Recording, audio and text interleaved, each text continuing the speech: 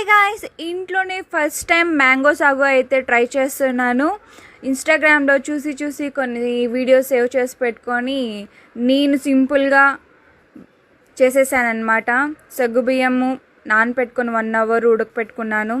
అలాగే సోకుడు, సబ్జా seeds, mango puree, తాటికాయలు cubes చిన్నగా cut చేసుకున్నాను.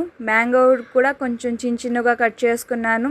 తర్వాత మిల్క్ పోసుకున్నాను. కండిస్టెంట్ మిల్క్ మీకు ఎంత కావాలో అంత వేసుకోండి. నేను అదొక్కటే వేసాను, కొంచెం షుగర్ తక్కువ అనిపించింది. కండిస్టెంట్ మిల్క్ అలాగే షుగర్ కూడా కొంచెం యాడ్ చేసుకోండి. క్యూబ్స్ వేయడం అసలు మర్చిపోయినా నేనైతే, ఐస్ క్యూబ్స్.